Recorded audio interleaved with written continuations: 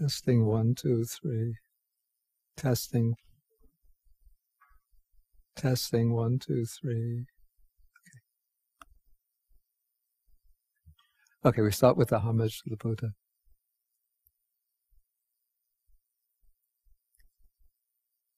Namo tassa bhagavato arahato samma sambuddhassa. Namo tassa bhagavato arahato samma sambuddhassa. Namo tassa bhagavato arahato samma sambuddhassa. Okay, and today is August 8th, 2015. Okay, good morning, everybody.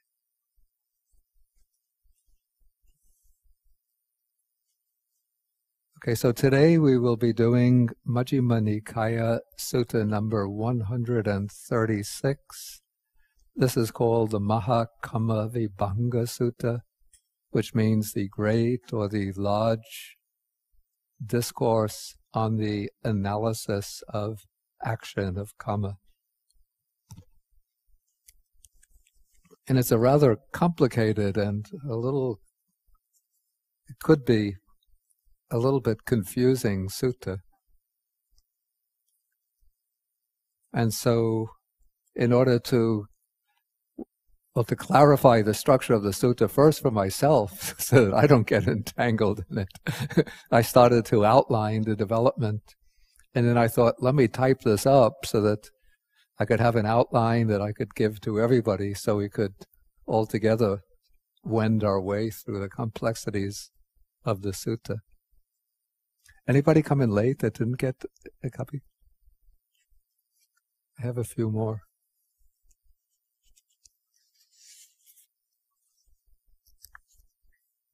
Okay.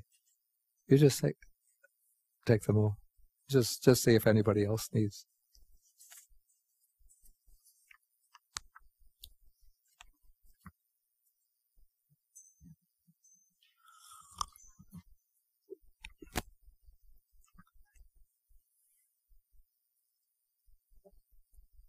Okay, so first, the sutta takes place when the Buddha is living in Rajgir at the bamboo grove. And there's a little background story before the actual exposition by the Buddha takes place. And so as the background story, we have a monk by the name of Samidhi, who is living in a forest hut. And we met this monk named Samidhi a few weeks ago when we took the Bhiddeka Ratta Sutta, one of the Bhiddeka Ratta Suttas. He was the monk who was bathing early in the morning, and then the deity came to him and asked him whether he knows the Bhiddeka Ratta verses, and then he says no. Okay, so then a wanderer by the name of Potaliputta, I don't think we meet him anyplace else in the suttas.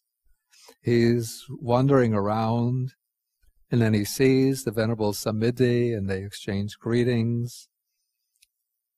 And then he says he wants to test the Venerable Samidhi. And so he says to him, "Friend Samidhi, I heard and learned this from the ascetic Gautama's own lips." Then he quotes the statement that he's ascribing to the Buddha, that bodily action is vain, verbal action is vain, only mental action is real.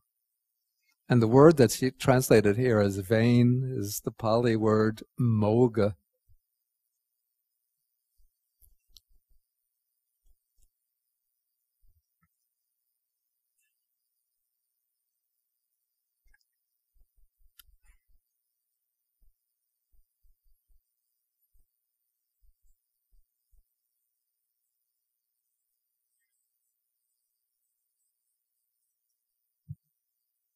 The word moga is used in various senses in the suttas. Sometimes it's used in the sense of foolish. Like when the Buddha sometimes, when somebody makes a foolish statement, the Buddha criticizes that person as being moga purisa, a foolish or an empty-headed man. But in this case, the commentary explains the word moga as, it uses the word apala, which means not bearing fruit. So the idea here is that this wanderer thinks that the Buddha said that bodily action doesn't produce fruit or results, verbal action doesn't produce results, but only mental action produces results. Only mental action is real. And the word that's translated real here is the Pali word satya, which elsewhere means true, like in the Four Noble Arya Satchani, Four Noble Truths.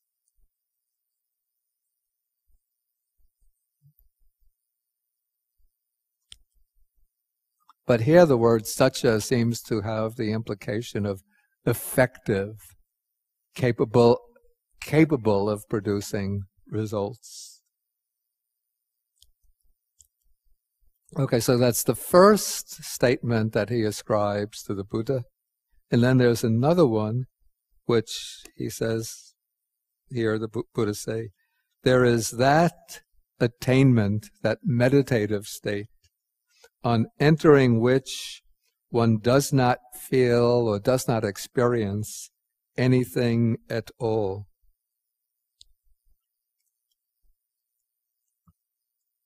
Okay, when he says this, then Samidhi objects. He protests against that.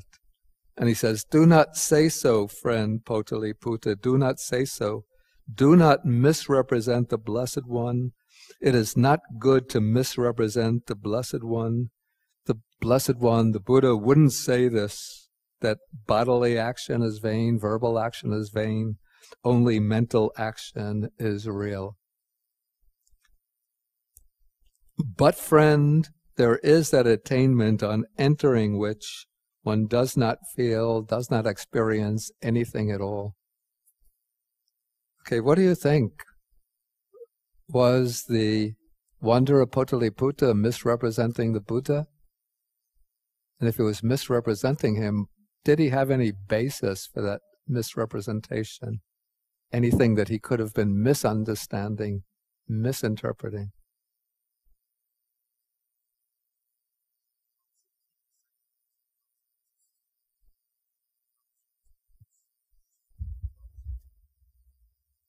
Yeah, take the microphone. Yeah, it seems like he's misrepresenting that there's no consequences to action or speech. But then in the next line, there is that attainment on which one does not feel anything at all. And can you hear me now? Yeah. Oh. Yeah, so I'm not sure that it's kind of contradictory, those two statements, in a certain way. I don't see them as contradictory necessarily. But it seems that he might have heard something and then misunderstood it and misinterpreted it. Has anybody ever read the Dhammapada? No? I think there are free copies in the Great Buddha Hall on the table. There's a little book. It's about this size. What could he have been misinterpreting? Who has read the Dhammapada? No. 2 people.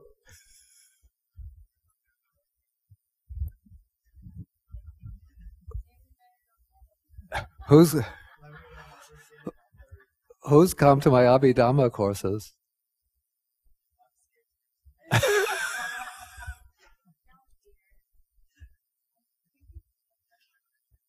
You come to Abhidhamma courses but haven't read the Dhammapada. It's like going to an advanced physics course without having done, Richard, you didn't want to admit it.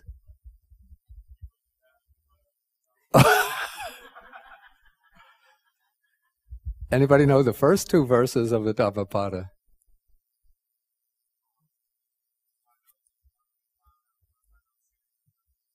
Wow!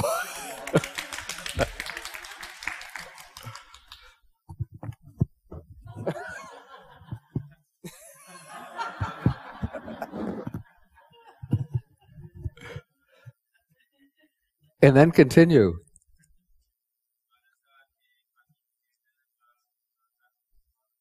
Yeah.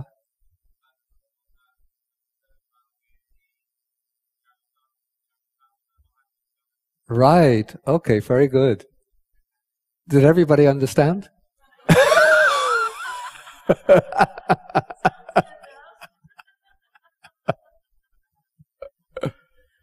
Can you translate it? Yeah, it's the first line a little difficult, but try.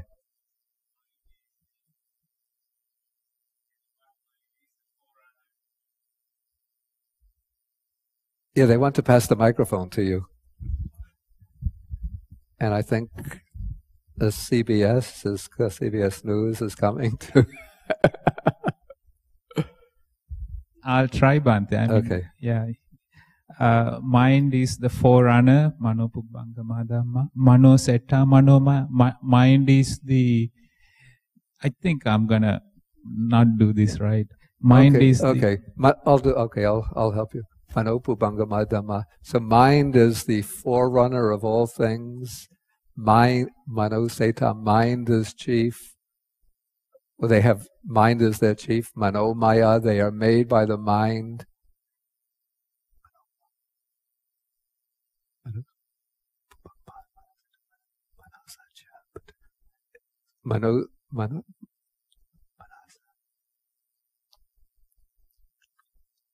Manasacha padutena basativa. So if one speaks or acts with a defiled mind, then suffering follows, like as the wheel follows the foot of the ox. Then the next verse repeats the first line. Mind is the forerunner of all things. They are made. Mind is their chief. They are made by mind.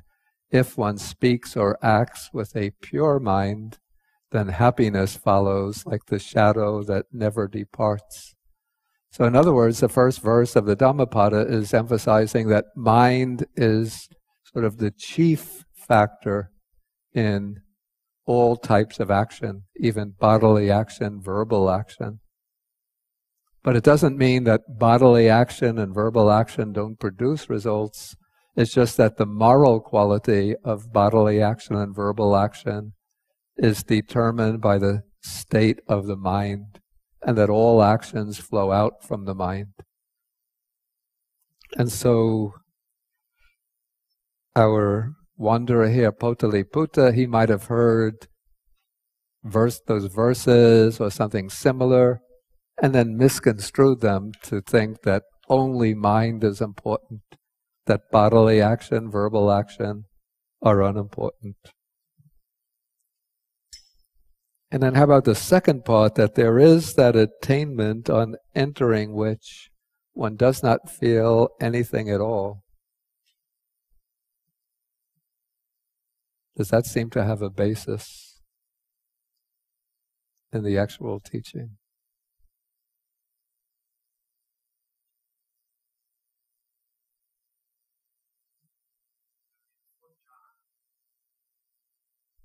Getting close, but not yet the fourth jhana. In the fourth jhana, there's still a feeling, it's neutral feeling.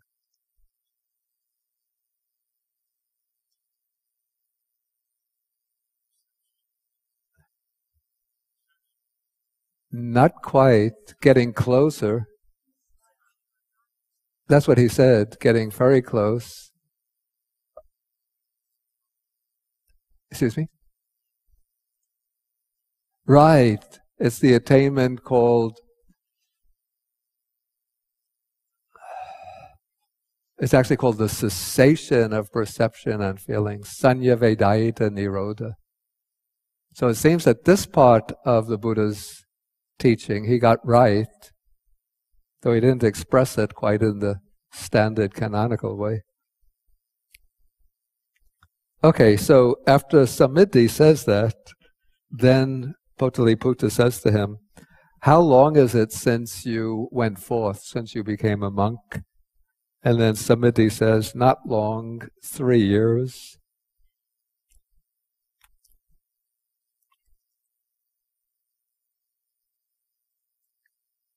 Okay, and then Potaliputra asks Samiti another question. He says, having done an intentional action by way of body, speech, or mind, what does one feel? Then Samiti says, if one does an intentional action by way of body, speech, or mind, one feels suffering, friend Potaliputra. Okay, was Samiti correct about this? That if one does any kind of action, I'm speaking now, it's a verbal action, I'm feeling suffering? Yeah. So he got that wrong. Okay, so then the wanderer Potaliputra, without either approving or rejecting the words of Samiti, he just got up and departed. Okay, so then sometime afterwards, the monk Samiti went to the Venerable Ananda and reported this conversation to him.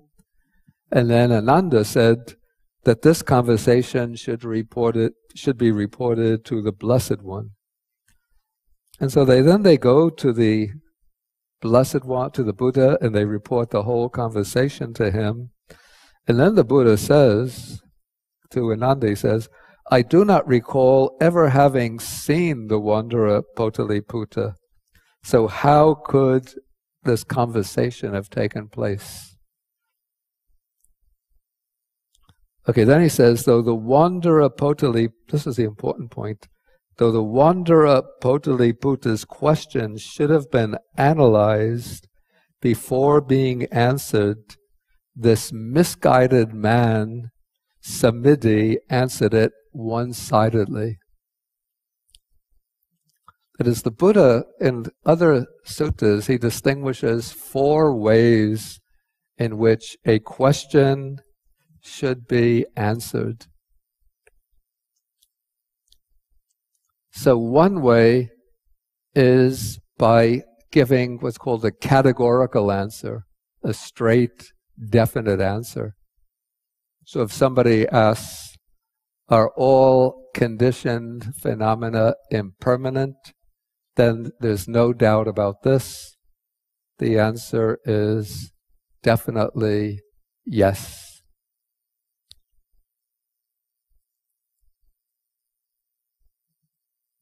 If somebody asks, is there a soul or a permanent self that experiences and does actions, then a categorical answer can be given, no. So that's the categorical answer.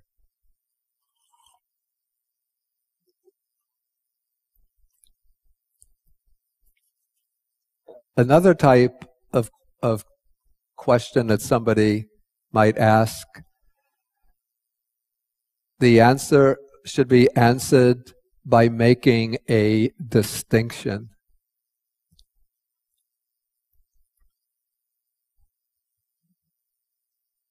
I'm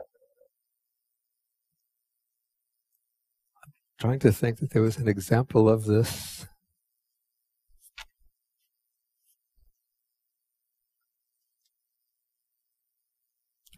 Okay, let me think of another example from another sutta. Okay, somebody comes to the Buddha and says, are all of your disciples practicing correctly? So in this case, the Buddha will answer by making a distinction. He'll say that those who are practicing according to the Noble Eightfold Path, those are practicing correctly. Those disciples, even though they're my disciples, but if they are practicing the wrong Eightfold Path, if they have wrong views, wrong intentions, and so on, then they are not practicing correctly. They're practicing wrongly. So this would be a question that's answered by making a distinction. The third way of answering a question is by asking a counter question.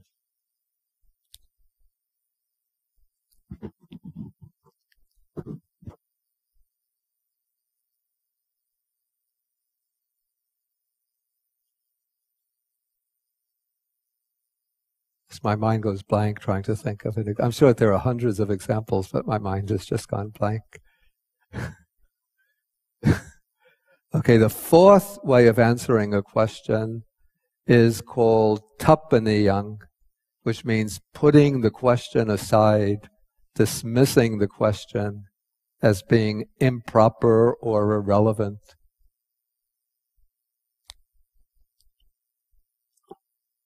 So this is the chief example of this type of questions are the questions that called the 10 types of indeterminate points. So is the world eternal or is the world non-eternal? Is the world infinite in space or finite in space? Is the soul or the life principle identical with the body or separate from the body? Does the enlightened one exist after death or not exist after death? So those questions, the Buddha, when he's asked those questions, he just dismisses them. So in this case, the Buddha said that Sammiddhi has given a definitive answer to the question. That is when he said that whatever action one does, whatever intentional action one does by body, speech, or mind, one feels suffering. So this was a question which should have been analyzed, or a distinction should have been made, that there are some bodily, verbal, mental actions that one performs. When one performs them, one experiences suffering. There are other actions of body, speech, and mind that one performs, and in performing them, one experiences pleasure or happiness. But instead, the Buddha says, Sammiddhi answered one-sidedly. Okay, now, this is a little strange. Another monk named Udayi then speaks up and says that perhaps the Venerable Sammiddhi spoke thus, referring to another statement of the Buddha, which is that whatever is felt, whether pleasure, pain, or neutral feeling, is included in dukkha, in suffering.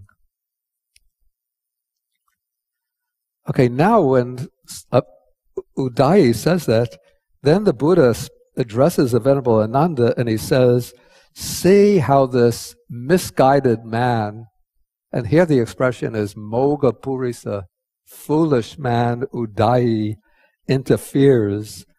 I knew that this misguided man Udayi would unduly interfere right now. And I say this as puzzling or strange because it seems to me, maybe I am a misguided man myself, but it seems that Udayi gave the correct explanation. It seems that Sammiddhi had heard the Buddha make that statement, which has a different type of meaning, that whatever is felt is included in dukkha, in the sense of being unsatisfactory, inadequate, defective, flawed. And then he misunderstood that and took it to mean that whatever is felt is a experience of suffering. So it seems to me that Udayi actually gave a correct statement here. So I don't understand why the Buddha reproached him. Anybody else? Anybody have an idea?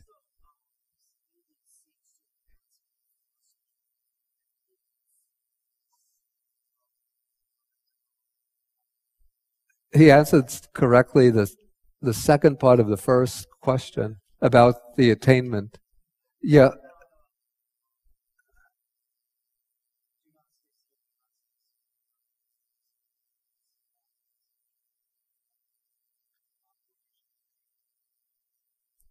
Well, he said when he said that the Blessed One would not speak thus, that is correct. Yeah.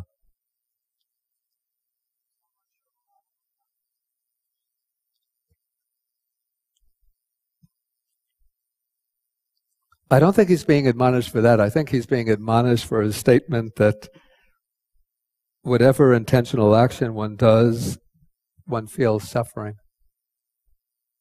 But it seems that as I said, that Udaya gave the correct explanation of what was the basis for Samithi's misunderstanding.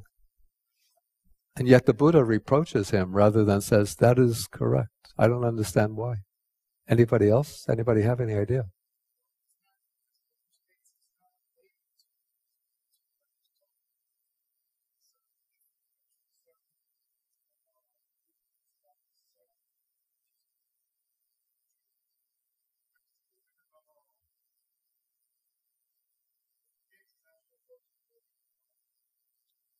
I don't think it's irrelevant, because he's saying that perhaps the Venerable Samithi said this referring to that other statement of the Buddha.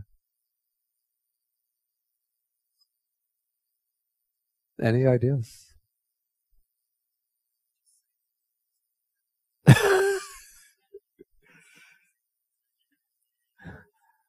Of course, we can't say the Buddha's in a bad mood, but it seems. But this monk Udaya is almost like a full man, is that the expression? In the suttas. In other places, he interjects and does make statements which are definitely foolish and to be dismissed. And like he argues with the Venerable Sariputta, when Sariputta makes a statement, he argues with him and maintains his position very adamantly. But here he seems to have given the correct explanation. Anyway, that's a bit of a puzzle to me. Okay, so now the Buddha is going to clear up the misunderstanding. So he goes on to say, from the start, the wanderer had asked about the three kinds of feeling, and Samithi would have answered rightly if he had said, friend, having done an intentional action by way of body, speech, or mind, whose result is to be felt as pleasant, one feels pleasure. If one does an intentional action whose result is to be felt as painful, one feels pain. Having done an intentional action whose result is to be felt as neither painful nor pleasant, one feels neither pain nor pleasure. And so the Buddha distinguishes three types of actions according to the results that they can bring. And so if Samithi had understood the teaching correctly, then he would have distinguished the three types of actions according to their results, and would have explained that it's not correct to say that whatever one does, one experiences suffering.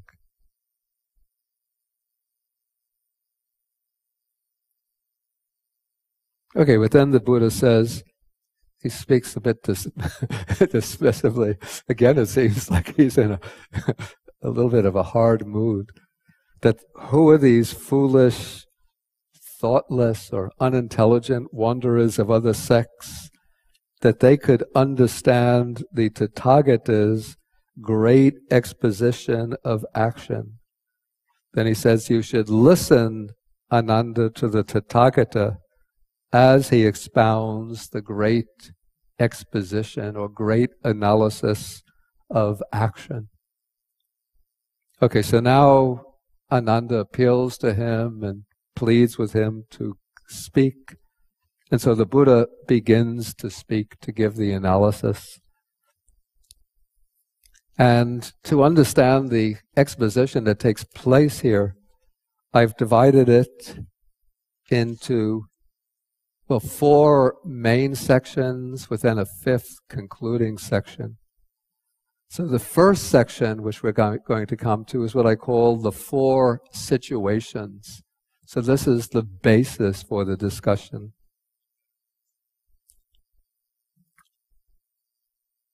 Did you get a copy of the handout? Excuse me. Oh, you could look on with Barbara's. Okay, so the first, we have now the 4 situations. So the first situation, here we have a person who breaks all of the moral principles. These are the 10 types of bad or unwholesome karma. He kills living beings, steals, commits sexual misconduct, speaks falsely, maliciously, harshly, gossips. He is covetous, has a mind of ill will, and holds wrong view. So then, after death, with the breakup of the body, he is reborn in a bad destination. So this is what I call the expected result. That is the natural result that we understand according to the working of karma. If one does bad, unwholesome deeds, breaks the principles of ethics, one generates akusala kamma, unwholesome karma, and that karma, its potential, its potency is to bring a rebirth into the lower realms, a bad destiny. Okay, but then we have case or situation number 2, where we have a person who kills living beings and so forth and holds wrong view. Then on the breakup of the body after death, he is reborn in a happy destination, even in the heavenly world. So this is what I call the result that's contrary to expectations.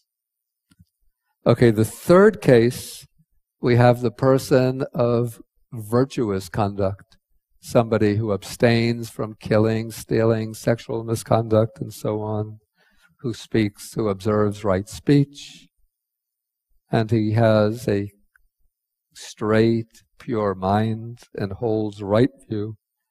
So on the breakup of the body after death, he is reborn in a good destination, even in the heavenly world.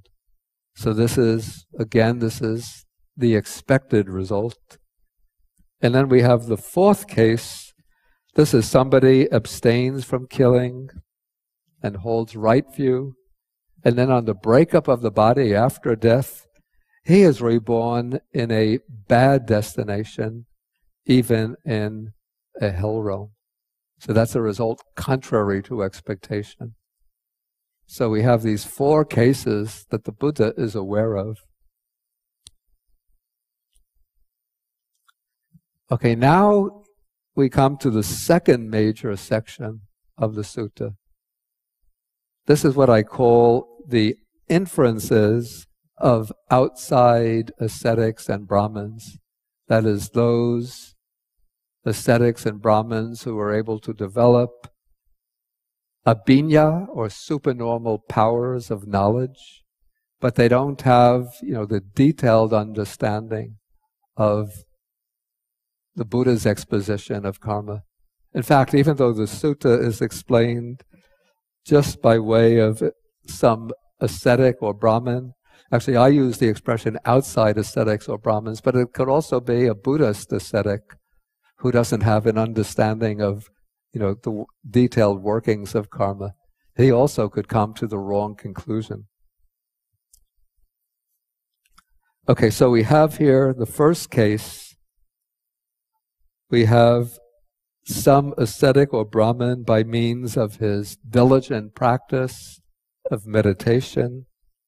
So he attains such a state of samadhi, ceto samadhi, deep meditative absorption. This would be particularly the 4th jhana, which is the basis for the super knowledges. So on the basis of that deep samadhi, then he develops what is called the divine eye, the diva chakku. This is the inner vision by which one can see other realms of existence. One can see events occurring in the heavenly realms, the hell realms, so that the whole, or at least the broad expanse of the multiple planes of existence open up to one's mental vision. So just as I sit here in the classroom and look out and see 1, 2, 3, 4, 5, 6 tables with seats on them, so a person with the divine eye can direct that eye outwards and see maybe there are 6 heavenly realms here, the human realms, and different realms of misery, the ghostly realm and the hell realms, and they'll all appear perfectly visible to him. And he'll also be able to see how people, human beings, pass away from the human realm and take rebirth in these other realms.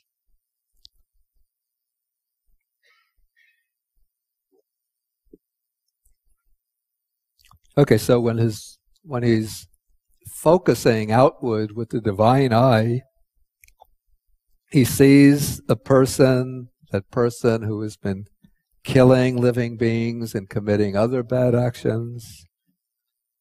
And he sees that on the dissolution of the body, after death, he has been reborn in a bad destination, even in hell.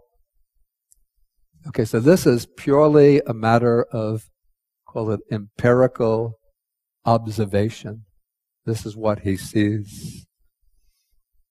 So then he makes a pronouncement based on that experience. He says, indeed, there are evil actions or evil karma. The word actions is not sufficient because the Pali uses the word kamma, which has, of course, anybody would say that there are evil actions. But when we use the word evil kamma, it suggests action with the potential to produce a kind of result that corresponds to the moral quality of the action. So there is evil karma, and there is the result of misconduct, that is the karmic result of misconduct. So that is his pronouncement. Then he gives the reason. So the reason is that here I saw a person who killed living beings and committed other bad deeds. And I see that with the breakup of the body after death, he has been reborn in a state of misery, a bad destination.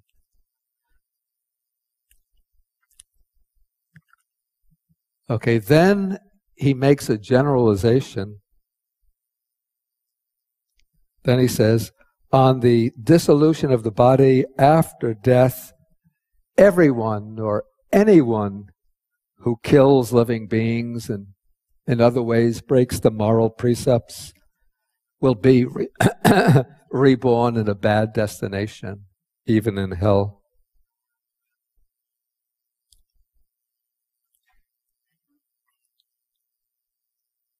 And then he comes to a further statement about his assertion.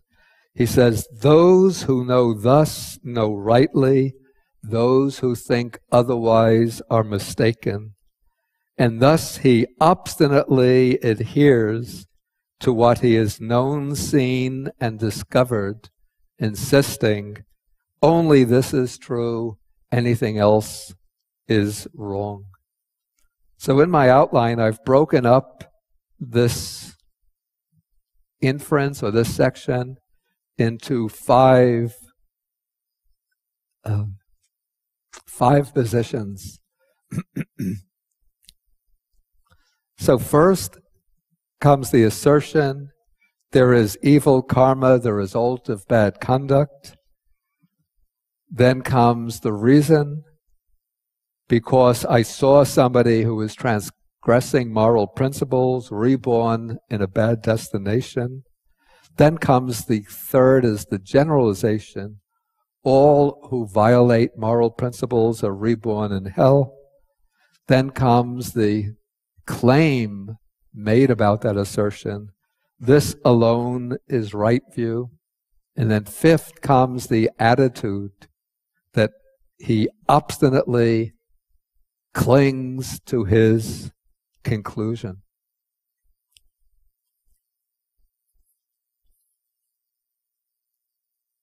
Okay, now we come to the inferences based upon the second of the four situations. So here we have the ascetic who attains deep samadhi. He develops the divine eye. And then with the divine eye, he sees the person who kills, holds wrong view, and sees this person after death being reborn in a happy destiny, even in the heavenly world. So he draws the conclusion. He says there is no evil karma, and there is no karmic result of misconduct. Then he gives the, what I call the empirical observation, the basis for that. So the reason is that I saw a person, a human being, who was killing living beings and doing other bad deeds. And I saw that person after death taking rebirth in heaven. Okay, then he makes the generalization.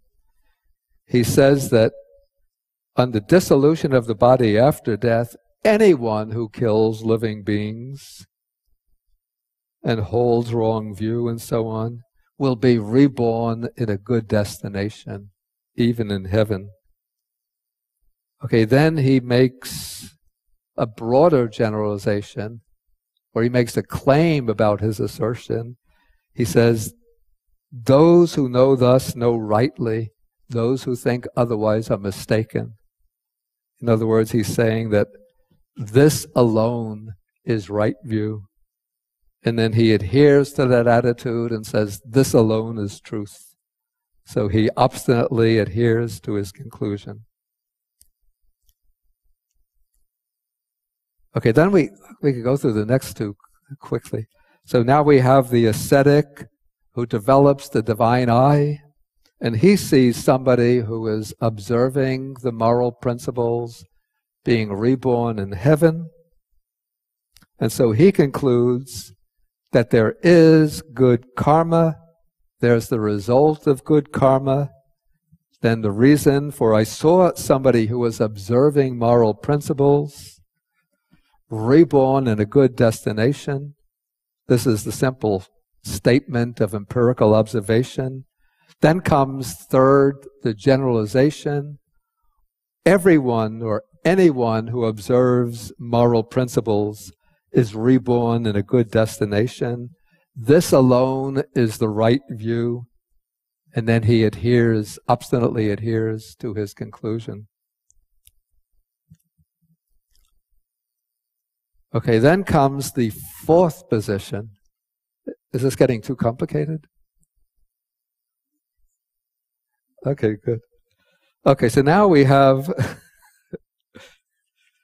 the ascetic who develops the divine eye, and this ascetic sees somebody who is observing good conduct, following the moral precepts, taking rebirth in a bad destination. And this person then comes first he makes the empirical statement of observation. I'm sorry.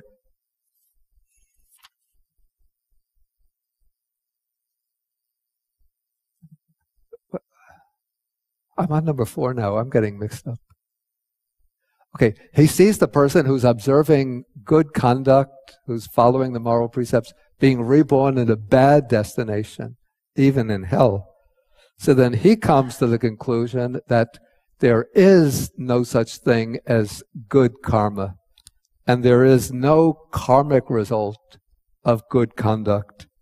And then his reason is his observation, his direct observation. Because I saw somebody who was following the moral principles, reborn in a bad destination.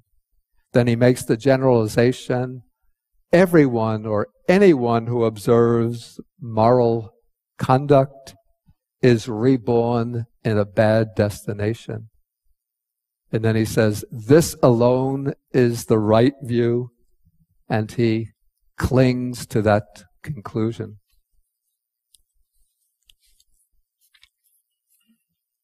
Okay, so now we come to those are the four inferences that different ascetics and Brahmins are making about the workings of karma, whether karma works or doesn't work at all. Okay, now we come to the Buddha's assessment of these four situations and the claims that the Brahmins and ascetics are making about their experience. And you'll note here, this is very, very typical of the Buddha. This is his way of sort of analyzing. This is the vibhajja, why the Buddha is called vibhajjavada, one who speaks on the basis of analysis. Very, very precisely and minutely, he'll analyze each position, picking out what statements are justified, what statements are unjustifiable. Okay, so we start with case number 1. So when a recluse or Brahmin says, indeed there is evil karma, there is the karmic result of misconduct, then I grant him this. So in the outline I say the Buddha agrees that there is evil karma and the result of misconduct. Okay, and then the Buddha continues, when that ascetic says, I saw a person here who killed living beings and so forth, being reborn in a bad destination, then I grant him this, because that was what the ascetic saw for himself. It's sort of direct observation. So the Buddha won't dispute or reject what that ascetic has seen through direct observation. Of course, people have delusions. Maybe the Buddha would reject that. Like somebody doesn't really have the divine eye, but with his imagination, he just sees, this one has been reborn in the heavenly world. Maybe like Jim Jones of, where was it? In Central America, South America? Was it Guyana? Your country. Wow. No, I know he was American.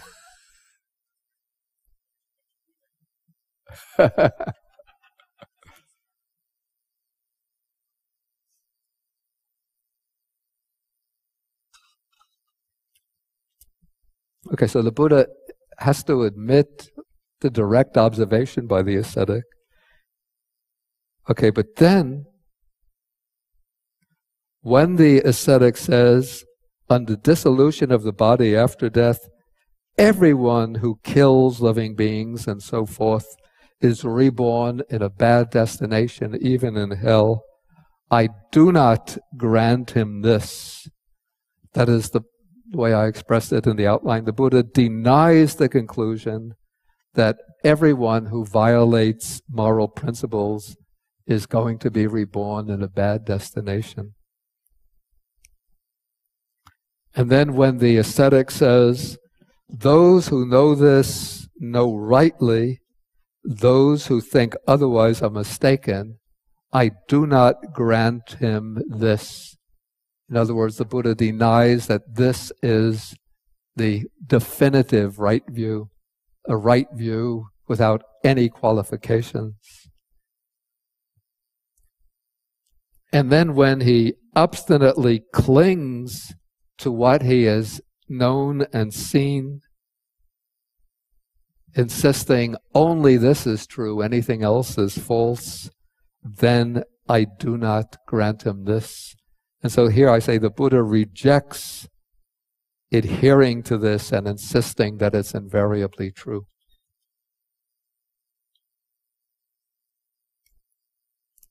So you could see how the Buddha makes very fine distinctions here.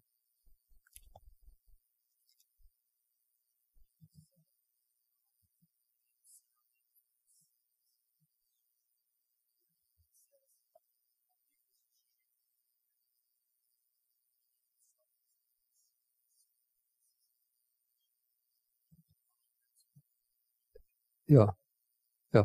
The Buddha is not denying that he's known and seen this for himself, or that he's known and seen a person who committed bad deeds being reborn in hell. That he has seen for himself. What the Buddha is rejecting is the generalization based on that. Okay, now we come to case 2, and there's going to be some differences here from the previous case that are interesting. I think that there are some differences. Okay, let us see. Okay, so here we have the recluse who has seen a person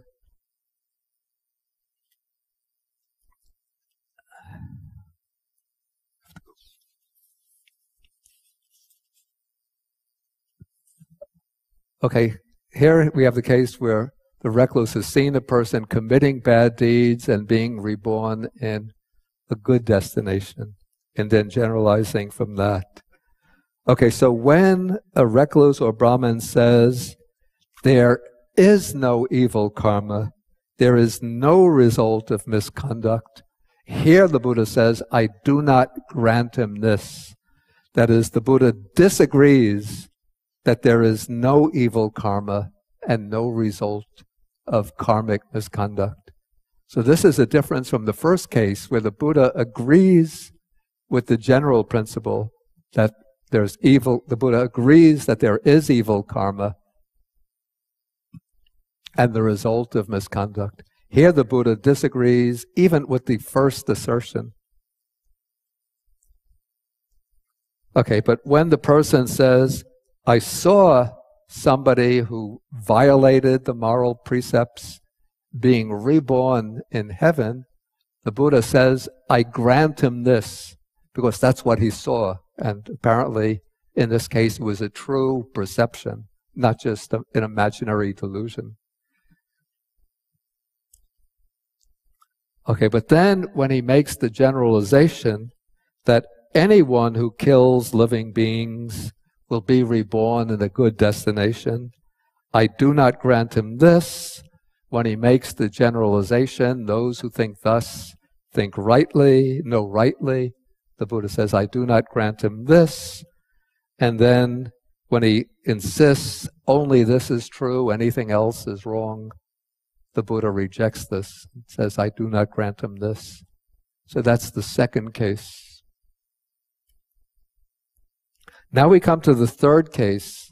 This is where the ascetic or Brahmin has seen a person observing moral behavior, good behavior, and then after death taking rebirth in a good destination, maybe in heaven.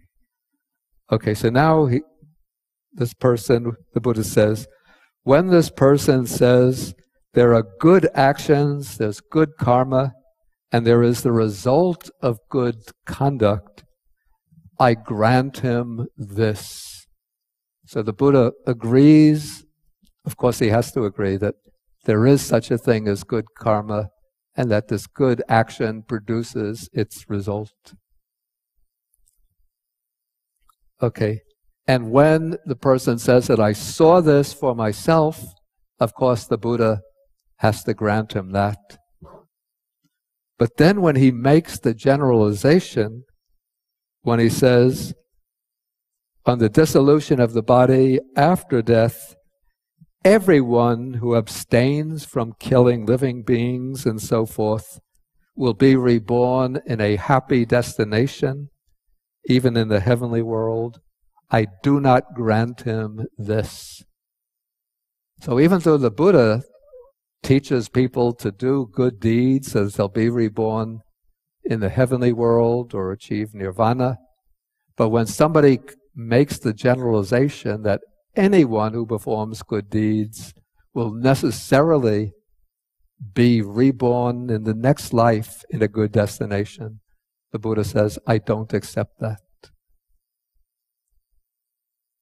Again, when the ascetic claims, those who know thus know rightly, this is the right view, everyone else is mistaken, I do not grant him this. And when he adheres to this and says, this alone is true, anything else is false, the Buddha rejects this as well. Okay, then we come to the fourth case. This is the case of the person who observes the moral precepts, engages in good conduct, but tough luck, he's reborn in a bad destination. Okay, then some ascetic observes this, and when that ascetic makes the claim, there is no such thing as good karma, there's no karmic result of good conduct. So when a person actually denies the working of the law of karma, the Buddha says, I do not grant him this.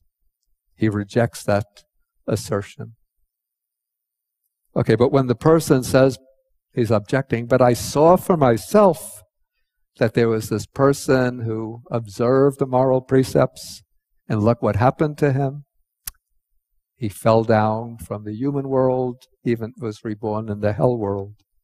So he says, that's what I saw for myself.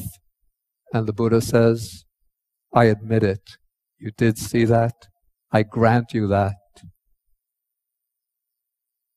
But now when the person draws the generalization, he says, on the dissolution of the body after death, everyone who abstains from killing living beings and so forth will be reborn in a state of misery and a bad destination.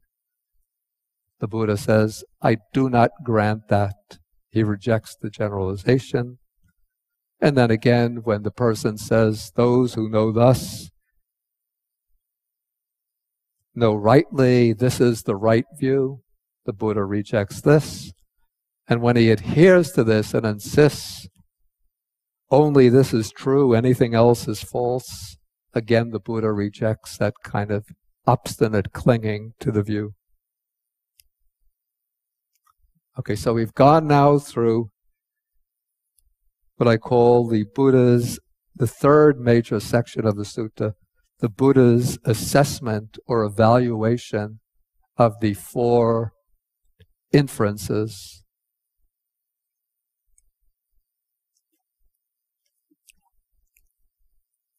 And so far we haven't yet come to the actual great exposition of karma, which is actually, though it's called the Great Exposition, but it's actually a relatively short section of the sutta. But that is what comes in from sections 17 to 20. So here the Buddha is going to give the explanation of why these seeming regularities take place and why these irregularities or exceptions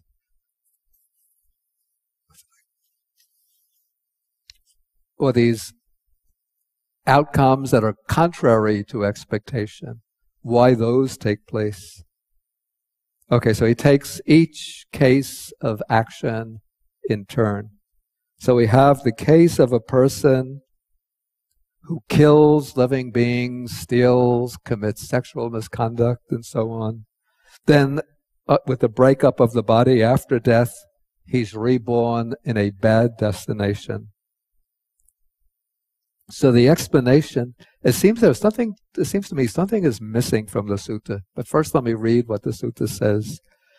Either earlier he did an evil action to be felt as painful, or later he did an evil action to be felt as painful, or at the time of death, he acquired and adopted a wrong view. Because of that, on the dissolution of the body after death, he has been reborn in a bad destination, even in hell. Okay, why I say something seems to be missing here is that the explanation why this person is reborn in the bad destination is said either earlier he did an evil action to be felt as painful. That seems to be saying he did some evil action maybe in a past life, or maybe earlier in life before he engaged in this misconduct that the ascetic was observing, that could be responsible for his rebirth in the bad destination. Or he did some evil action later, that is after the bad deeds that the ascetic was observing, so that those later bad deeds could have been the cause for the rebirth in hell. Or at the time of death, he adopted a wrong view, maybe a view that said that there's no result of good and bad deeds. So what seems to be missing here is the simple claim that it was the bad deeds that the ascetic observed for himself that were the cause for his rebirth in hell. You know, when the ascetic sees him as a human being killing, stealing, hears him telling lies and so forth, then later sees him reborn in hell, it could be that those evil actions that the ascetic observed could be the cause for rebirth in hell. So it seems here, that's why in the outline,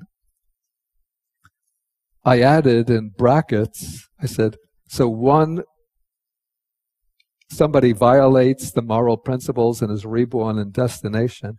So I added, one may have been reborn in the bad destination because of one's moral transgression, that is the actual transgression that the ascetic observed for himself. Or one might have been reborn in the bad destination because of earlier misconduct, or because of later misconduct, or because one adopts a wrong view at the time of death. Okay, but then the Buddha adds a final sentence to the statement, extremely important. He says, since he has here killed living beings and done other unwholesome things, he will experience the result of that either here and now or in his next existence, his next rebirth, or in some subsequent existence, some existence after the next one. So the point here is that one doesn't escape the bad deeds one has done. So suppose one has told a lot of lies, committed sexual misconduct, and killed living beings. Okay, maybe the karma that causes one to be reborn in a bad destination is the karma of killing living beings. But if the person has also stole and told a lot of lies, particularly lies that injure others, that person won't escape the result of those karmas, but those karmas also will produce their result, perhaps in this life, perhaps in the next life, or even in some subsequent life. This becomes clearer when we have karmas working in contrary directions, like in the next case. Let me go through the whole thing before I ask for questions, because we have to get it all as a whole. Okay, now we have case number 2. So here we have the person who commits moral transgressions, killing, stealing, and so on. On the dissolution of the body after death, he's reborn in a happy destination, even in the heavenly world. So why did he get reborn in the heavenly world? Here the answer is straightforward.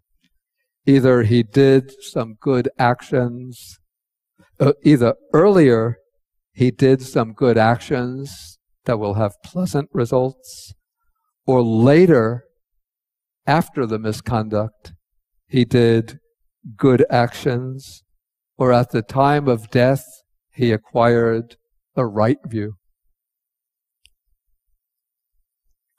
Okay, so because of that, with the breakup of the body after death, he has reappeared in a good destination, even in the heavenly world. Okay, so the ascetic just saw him committing unwholesome actions, then taking rebirth in heaven, and came to the conclusion that the unwholesome actions, that even though he did unwholesome actions, since he was reborn in heaven, then our actions have nothing to do with our rebirth. But here the Buddha gives the explanation that what led to the rebirth in heaven had to be, or a happy destination, had to be some wholesome karma, some good karma that he did, not the moral transgressions. So it could have been earlier good karma, later good karma, or taking up right view. So because of that, he has been reborn in a happy destination, even in the heavenly world. But here comes the big qualifications. Because he has killed living beings and committed other bad deeds, he will experience the result of that either here and now in this life itself, in the next existence, or in some subsequent existence. So even though one, because of some good deeds that one has done, one is reborn in a happy destination, if one has committed the moral transgressions, killing, stealing, sexual misconduct, and so forth, one doesn't escape the results. Those results catch up. So that is the second case. The third case, this is that of the person who engages in wholesome conduct, observes the moral principles, and then he's reborn in a happy destination. Again, in this case, it seems that a phrase is missing, because the Buddha says, the explanation, either earlier he did some good action to be experienced as pleasant, or later he did some good action to be experienced as pleasant, or at the time of death he adopted a right view.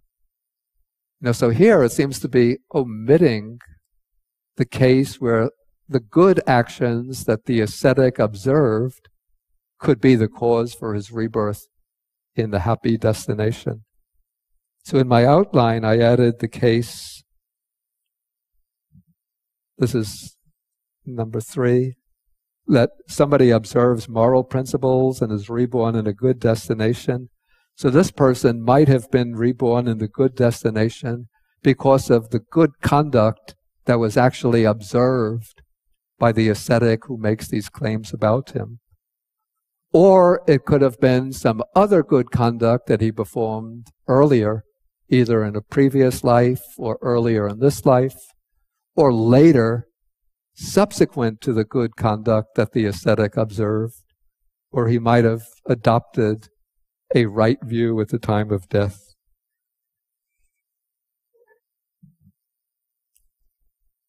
So for any of these reasons, he has been reborn in a good destination.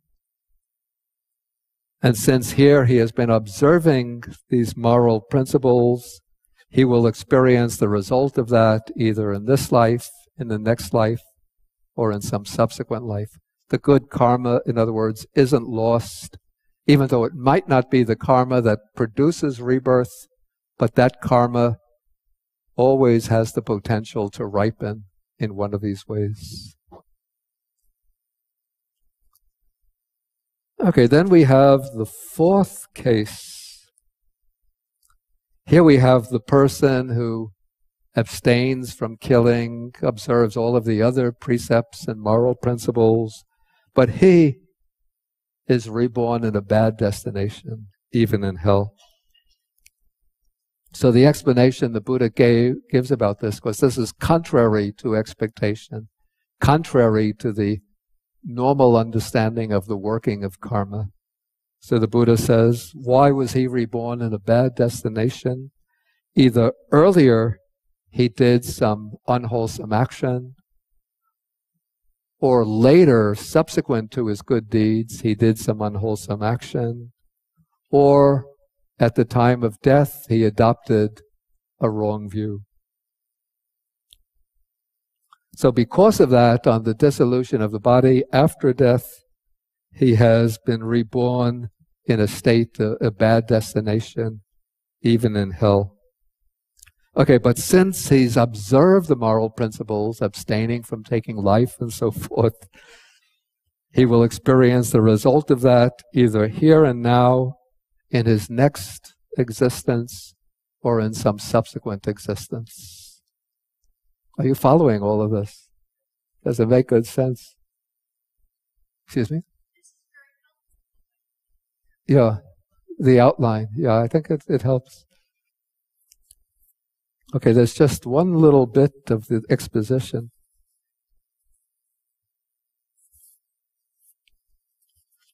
It's a rather puzzling statement in the original, and if I remember, the commentary I wasn't so satisfied with the commentary's explanation. And it's strange that the Buddha just makes a statement without giving a more detailed explanation. It's sort of like he sets up an outline without filling in the outline. So he says, this is paragraph 21. He says, thus, Ananda, there is action that is incapable and appears incapable. For those of you who are studying Pali, the word here is, the contrast is Baba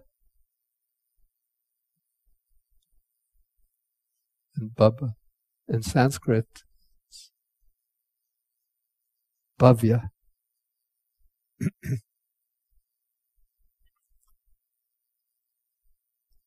Okay, so there's action that's incapable and appears incapable, action that is incapable and appears capable, action that is capable and appears capable, action that is capable and appears incapable. Last night, as I was preparing this, I was really puzzled by this, and I was thinking, I have to give an explanation of it tomorrow. First I couldn't figure it out. Am I just going to fake my way through it? Or just drop it and say, there's one more paragraph in the sutta, time for lunch? But then, as I was reflecting on it, I saw that it actually ties in perfectly with the previous part of the sutta.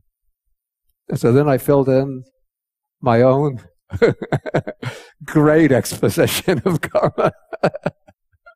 So if you read the sutta without having heard Bhikkhu's Bodhi's great exposition of karma, then you might not be able to figure out that last paragraph. Okay, so this is the way I interpreted it. So and if you have a different interpretation, don't hesitate to present it. So we have first karma that is incapable and appears incapable.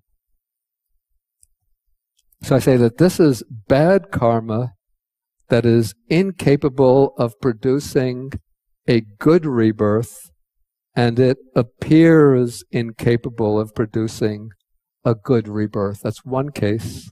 So this is the case when the evildoer person does bad actions, and then he's seen to be reborn in a bad destination. So by its nature, bad karma is incapable of producing a good result, incapable of producing a rebirth in a heaven, And to the ascetic who's seeing this person be reborn in a bad destination, it appears incapable of producing a good rebirth. So this is the case when the evildoer is seen to be reborn in a bad destination. And then the second example of this, the converse example, this is good karma is incapable, good karma which is good karma is incapable of producing a bad rebirth, and to the ascetic it appears incapable of producing a bad rebirth. This is the case when the ascetic sees the doer of good being reborn in a good destination. Does that seem reasonable? Follow the explanation? Okay, the next one is more interesting, perhaps. So this is karma that is incapable and appears capable. Okay, so I took the two examples of this. We have bad karma is incapable of producing a good rebirth. But when some other good karma overtakes it, overpowers it, then the person is reborn in a happy destination, then the bad karma appears capable of producing a good rebirth. So this is the case when the evildoer is seen to be reborn in a good destination. I think it's appropriate to ask questions when I ask for questions, because I really want to run through this. There'll be a period for questions. Well, I don't know. I think it'll have to be after lunch. Okay, then the converse is good karma is incapable of producing a bad rebirth, but when some other unwholesome karma comes up and overtakes it, then the good karma appears capable of producing a bad rebirth. So this is the case when the ascetic sees a virtuous person reborn in a bad destination. So the good karma is incapable of producing a bad rebirth, but it appears capable of doing so. Okay, then the third, we have karma that is capable and appears capable. So here we have bad karma that is capable of producing a bad rebirth, and it appears capable of producing a bad rebirth. This is the case when the evildoer is seen to be reborn in a bad destination. So this is the quite natural conclusion. Then there's the good karma, which is capable of producing a good rebirth, and it appears capable of producing a good rebirth. That's the case when the ascetic sees the virtuous person reborn in a good destination. Then there's karma that is capable and appears incapable. So bad karma, I have the two cases.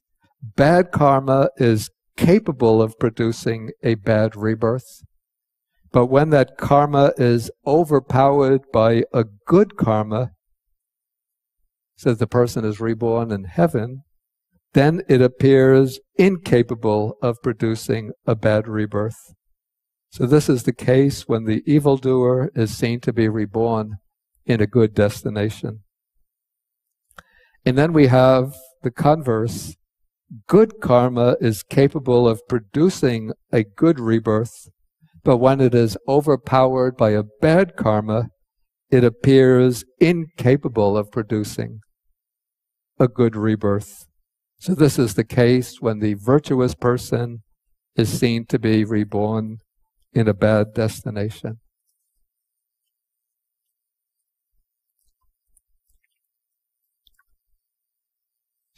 Does all this seem clear? Anybody have any questions? Please, if you have a question, let's take the microphone so it will get recorded.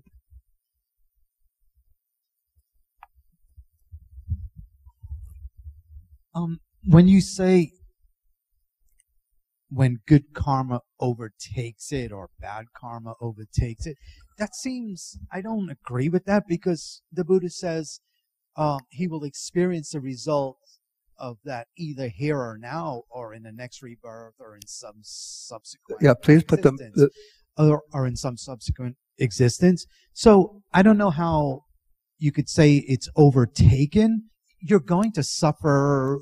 Okay, it's a good point. But what is meant here by, say, a good karma overtaking a bad karma is that the good karma overtakes the bad karma in the role of generating rebirth. I think in an earlier class, I think it was before, when I was explaining Sutta number 135, I explained that there are 4 functions of karma. The 4 functions, I see Johnny is nodding his head, so he remembers, was one is called the productive or generative function. That is the function of producing the rebirth. A second function is supportive karma. That is karma which brings beneficial or helpful results in the course of life. Third is the obstructive karma. That is karma which creates a lot of obstacles, hardships, difficulties in the course of life. And then fourth is the destructive karma, one karma that comes up in the middle of life and causes a premature end to the lifespan. Okay, so the person, say, who performs good deeds, but then when I say a bad karma overtakes it, that means that some bad deed that person has committed, either earlier, later, even from a previous life, somehow it comes up and it takes on the productive function, the role of generating rebirth. But the person doesn't escape the other karmas that they've done, because those karmas, they always remain till they produce their result. And so that karma can mature in the course of a life, or the karma can remain and produce rebirth into some future life, some later life. So it's not lost. Did you have please take the microphone. Well, I do understand the sutta. It's just that, to me, misconception I had was before these suttas is that. Wait, I think we have to wait a moment. Yeah. Well, after the suttas, I understand now that even through in the Abhidhamma class, I did not understand this until now, that it doesn't matter what you do in this life. If there's previous lives where you have killed someone or done bad deeds, you're still not going to be born. There's a waste of time now. But not that it's a waste of time. You're creating good karma, but you're actually generating to repay past deeds in many lives, or maybe past life. Did you say that there's no point in doing good? Oh, no, I don't mean to say, I meant it as a joke. I didn't mean it literally. I meant to say that most people would actually think that they're going to go to heaven when in reality they're not. Most likely not, I would say, since they have created bad deeds in the past life or killed people. Well, the thing is that I would say that the good deeds that one does in the present life maybe tend to have more power in determining one's destiny than deeds from previous lives, because they're fresher and closer. But not necessarily, as the Buddha states, you're going to be reborn in a heavenly. You may be reborn in hell. So. Well, still, one should always do the wholesome. Oh no, I don't mean I'm going to stop. Of course, yeah. I'm just saying I had the misconception that I'm thinking this life will produce good deeds and eventually you move on to, heavenly, life. But actually, it's not the case. Yeah. As I'm sure many of us already understand that. But. Yeah. Yeah. I think we'll have to stop now, and then we'll come back. Let us say 12:15 for discussion and questions and answers. I'm sorry I didn't leave more time today for questions, But I think to really understand the sutta, you have to come to the whole thing, and it came right up to the end of the class. Okay, so we end with sharing the merits.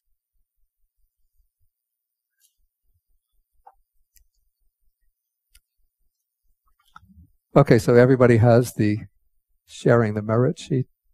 So we share the merits with the devas, the Dhamma protecting deities, the bhutas or the fair spirits, the nagas or dragon spirits, and with all beings.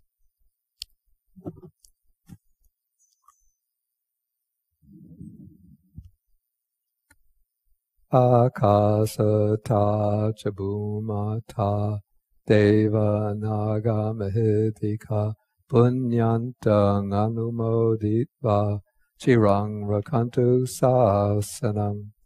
Akasata chabhumata deva naga mahidika punyantang anumoditva chirang rakantu desanam. Akasata chabhumata deva naga mahidika punyantang anumoditva chirang rakantu sasanam. Akasata chabhumata. Did I do? I'm sorry, my mind is. Did I do 3? I did 3. Okay, okay. I know. No.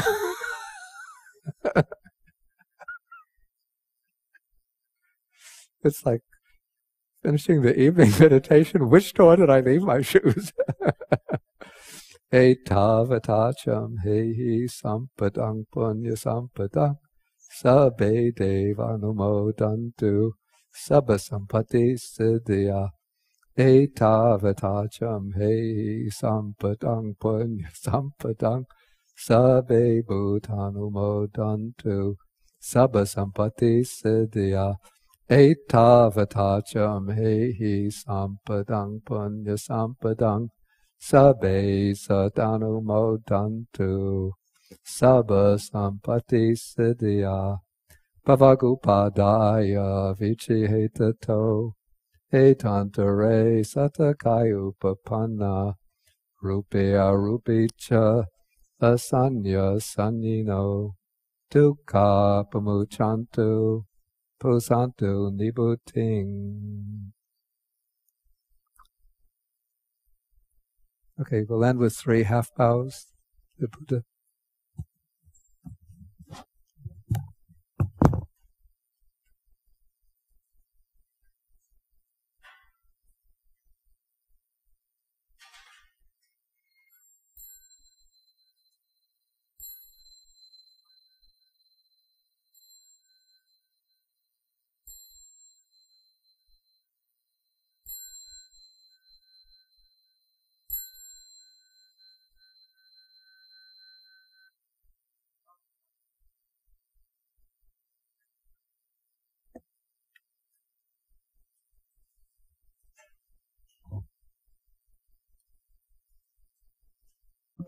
Action or bodily action, one would be reborn into the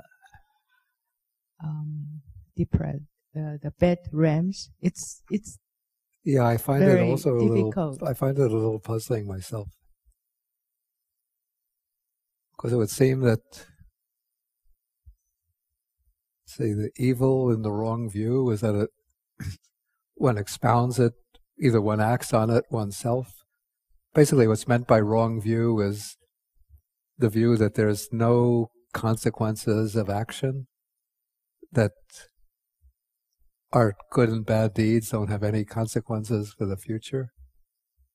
So if somebody just adopts that as a thought in his mind, it's hard to see how it could be such a strong karma that it would determine a bad rebirth. Actually, I have to say, I don't fully understand it myself. You know, if it's somebody who's alive, then they accept that view. Then on the basis of that view, then they just engage in bad deeds and disparage those who are performing good deeds.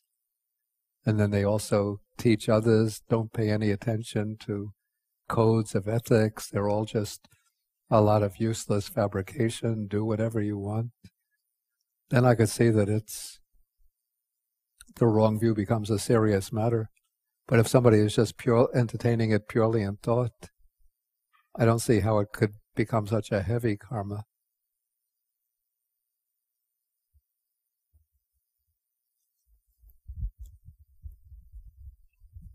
Bhante, on that note. Yeah, but just, there might be things behind this that, that need explanation that we don't understand.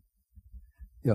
Yeah, on that same line, if someone is just, if they heard the teachings and then they still hold on to their wrong views would be one thing. But if they're just, if I don't know and I'm just going out of ignorance, is that karma powerful enough? Yeah, I have to say I find it puzzling. I don't have that explanation. And also, you said that it's through the higher jhanas where the Buddha or anyone or these ascetics, they saw these rebirths and some of the fruits of karma. Were there ascetics prior to the Buddha? Because in India, karma was, a common principle or theory before even the Buddha was. Yeah. Would they have realized the effects of karma or before that, so they wouldn't have had wrong view? Prior. Were there teachers prior to the Buddha who understood karma and who taught it in a inaccurate way? Yeah. I would say so, but probably not in the same degree of detail that the Buddha taught it. For that, to answer that, one would have to, it would be like to have a specialized knowledge of the schools of thought that preceded the rise of Buddhism. I think in the Vedic literature, there's no real recognition of karma at all.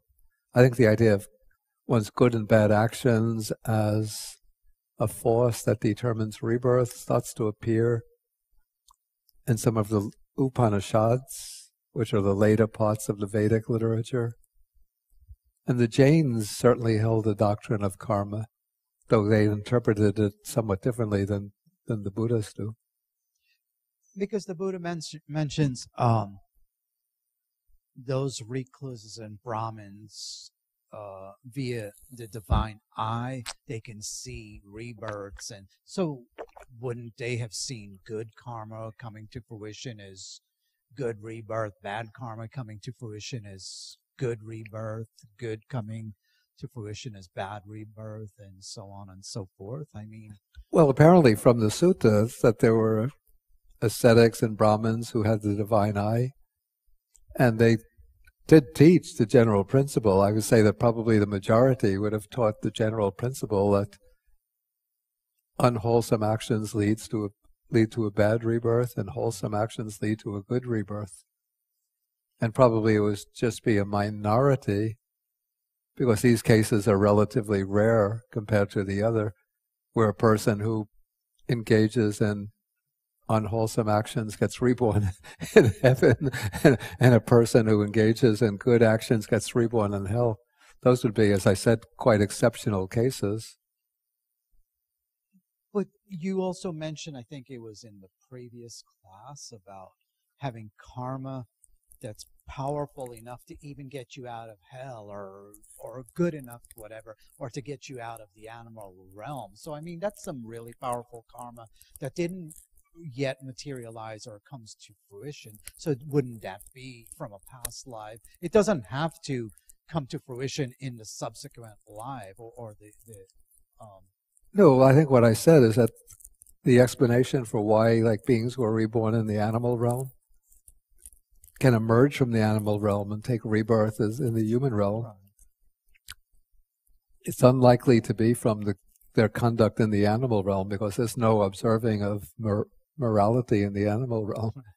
So it's likely to be from a karma from a previous life, before their existence in the animal realm, that karma comes up and determines their rebirth back into the human realm.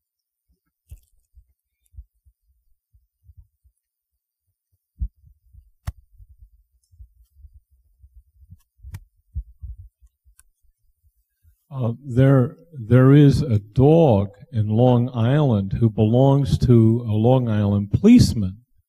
And this dog loves cats and loves to save injured cats and cats that are out in the rain and stuff like that. The dog has saved something like 600 cats. Really? Brought them home to the owner, who takes care of them for a while, gives them to the SPCA, transfers them to other people and all that. Yeah. That sounds to me like it would be someone with a lot of good karma, who was nevertheless reborn in the animal world, right? And yeah, I think it sounds like somebody with the bodhisattva. Well, it's certainly an animal doing good deeds. Yeah, certainly there are cases of animals that, especially dogs, family dogs. I've heard cases of when, like, the family home is burning and there's a child inside, the dog will run in, even at the risk of its own life, and pull the child out. Yeah. Then there's Freddy the pig. Excuse me? Forget it. Anyway, can I ask you? I'm going to ask you a serious question. That's quite serious matter, I think. No, a dog that saves cats. Well, Freddy the pig isn't. Excuse me? But Freddy the pig isn't. Freddy the pig is a novel. He's a character in a series of novels, right? I mean, he's not a real pig who did good deeds. So that's what I meant. But anyway, 2 weeks ago, I missed the fourth function. There are four functions, right? That is, there's karma. Destructive, obstructive, and productive. What's the fourth one? Oh, then it was the second that you're missing. What? Yeah, you have three. The second is what's called supportive karma. Supportive. Yeah, supportive is karma that produces beneficial results in the course of a life. Helpful. It sort of creates helpful conditions. Okay. Fine. Thank you. And last, this is a point of some importance to me.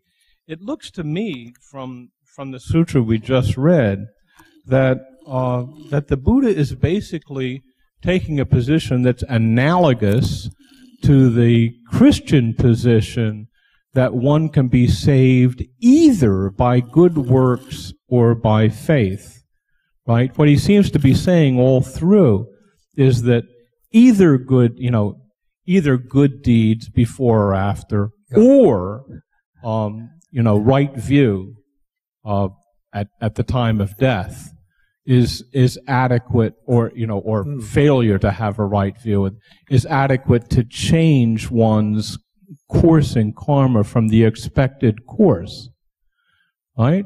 Which is, I mean, the Christian debates, there were a whole range of positions about the relationship between good deeds and good works and faith.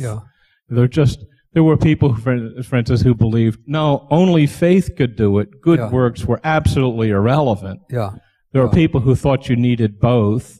The only position that didn't exist was that no, only good works, faith was absolutely irrelevant. Nobody believed that, so far as I can tell. But they believed virtually everything else. I think. But anyway, the Buddha seems to be saying, well, either or, and even not both. He doesn't see, there's no place where he says you need both right view and good deeds, to have a better rebirth than otherwise your karma would make it look. No, first I would disagree with that. Okay. I think this sutta isn't.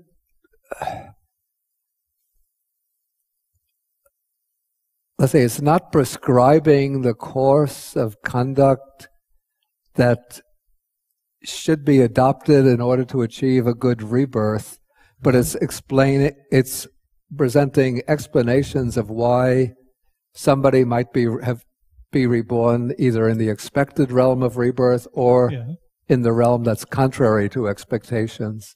So this is an explanation of why something might take place. Yeah. But in the Buddha's general prescription for, say, the good way of life, the way of that the disciples should conduct themselves, we have like one formulation, the Noble Eightfold Path. Yeah. You have right view and right intentions, but then they have to be backed up and, accompanied by right speech, right action, right livelihood. And then in the 10 courses of wholesome action, you have 3 kinds of bodily good conduct, 4 kinds of verbal good conduct. Then you have non-covetousness, non-ill will, and then right view is the 10th. So ideally, a practitioner would be following all 10 of them. So it's not saying one or the other, but the ideal approach is to practice all 10 of them. Sure. Yeah. But it's just that in these, especially in these odd cases, then the explanation why a rebirth contrary to expectations took place, that there might have been the adoption of either the wrong view or the right view. Yeah. Okay. Thank you. Yes. What is your name? Lisa. Okay. Okay, now my question might be a little out of context since I haven't ever been in one of these classes. Yeah. But from what I'm understanding or for what I'm maybe perceiving is what we're talking about is the time of the dispelling of the body when you go back into your soul, into the rebirth, into the heaven. Is that what we're talking about? And then who's the judgment there? Is it like, are we judging ourselves in our time of death and rebirth into the other realm? Yeah, there's no judgment taking place, but this is the working of karma is supposed to be. But we're doing that to ourselves. It's like nobody's like the Buddha's not standing there like when we're. No, the Buddha's not a judge. No, it's the working of, you call it an impersonal, natural law. Because each soul that's on earth in our bodies, as we go back to the other realm, that's what we're taking with us from what we did in this lifetime, correct? Is that what you're talking? Yeah, it just happens sort of naturally that good and bad actions, the good and bad actions that we perform, it's sort of built into them is this potential, this capacity to produce a result that corresponds to the moral quality of the action. So when we're in the other, when we leave this physical existence and we go back into our soulful body with the unified one.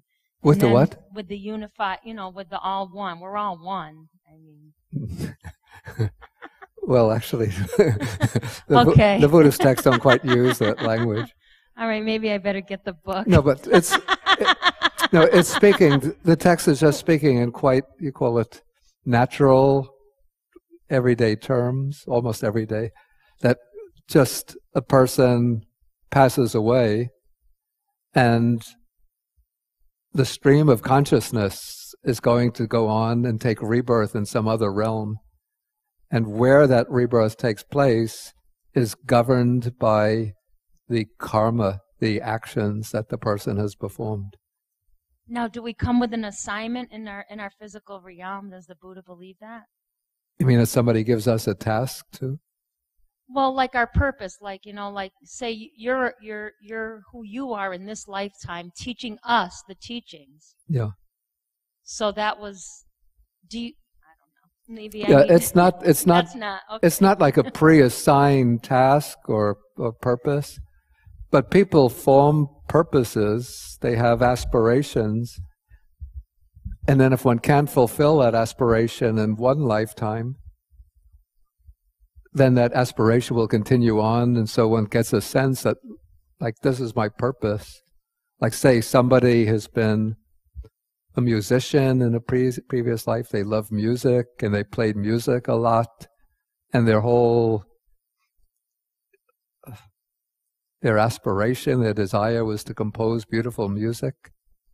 Okay, so when that person maybe will be reborn back into the human realm, maybe a non-musical family, but when they reach childhood, they have an urge, I want to learn the piano, and then that particular interest or love of music becomes like an all-absorbing aspiration. So you could say that they feel that that's their purpose in life, is to be a musician. That's how you see 5-year-old prodigies, I guess. Well, it's especially clear in those prodigies, but sometimes it might.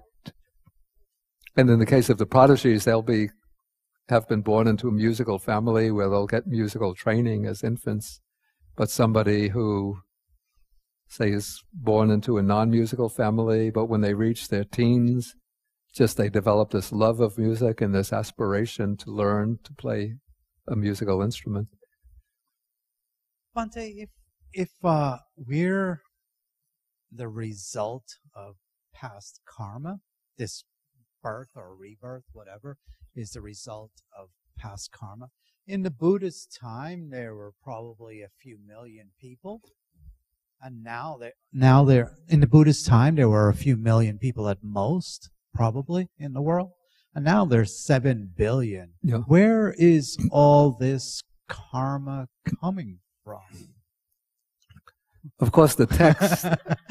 No, it's a good question. The texts don't say anything about it. The texts don't say anything about it because there's no recognition of increasing population. So I would just have to offer a conjectural explanation. What I would say is that there are probably that there are multiple planes of existence. So I say that other beings in other realms of existence are sort of emptying out, and beings are coming from those realms into this human realm. It seems my conjecture is that a lot of beings are coming from the Asura realm. The Asura realm is the realm of beings who are the Titans, who are always engaged in fighting, violent activity. Yeah. The struggling for power. And also maybe from the Preta realm, the realm of afflicted spirits.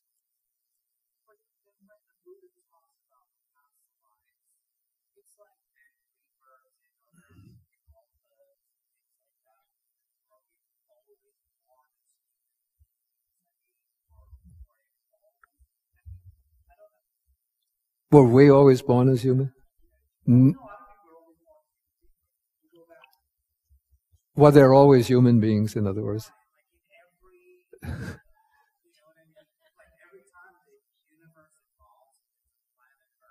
I've thought about this. It's really problematic because biologically, in fact, I had read years ago a book by a biologist who said that if there were just slightly different conditions at the time the Earth was forming, one flash of lightning on a dark night hitting a particular group of bacteria or whatever, and the whole course of evolution on Earth could have been different.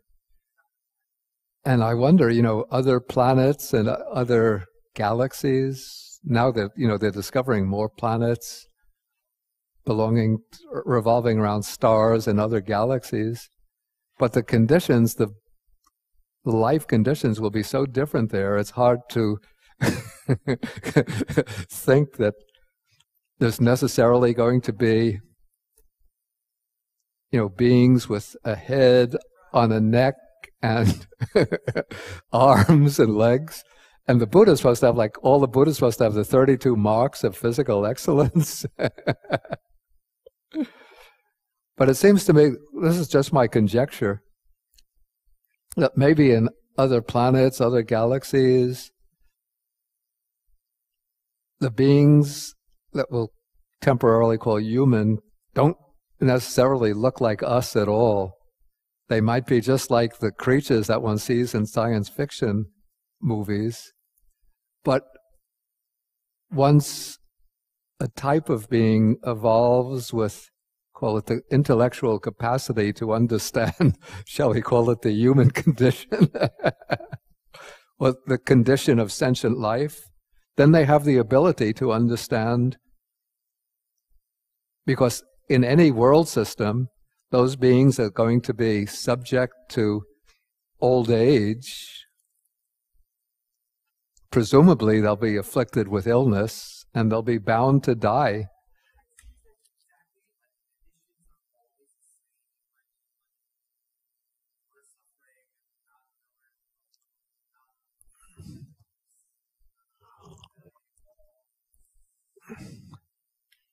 My conjecture, well, I'm answering that. I'm just saying that though the beings might look extremely different from us and have different capacities, different faculties, but still they'll be subject to old age in some form, probably subject to illnesses, and certainly subject to death. And so if they can reflect intelligently, then they'll come to understand, one of those beings will come to understand the Four Noble Truths and dependent origination and impermanence, dukkha, and non-self, and then start teaching it, and that's the Dharma.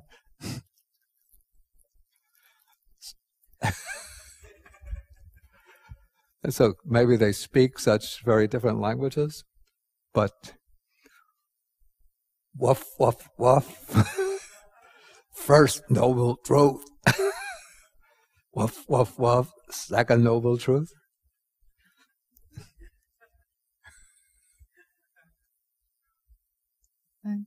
Both Jin and I have a question about the sentence, but let me ask first. About? Okay, whatever is felt is included in suffering. Yeah. And I see in front of the sentence there's the phrase, the principle, put in the bracket. Yeah. So this is inserted by either Bhante or Venerable Nyanamoni, right? I wonder, we thought that the principle owning whatever is felt is included in suffering indicates that whatever there is feeling, there is owning suffering. So there are not three types of suffering, three types of feeling. And from the Buddha's point of view, no matter how transient a pleasant feeling is, he admits there is pleasant feeling. Is that right? Should I explain? Okay. About the sentence. Yeah, yeah. So, because my question is, the principle is put in the bracket. Yeah. So that means it's inserted by the translator, either by Bhante or by Venerable Nyanamoni. Yeah.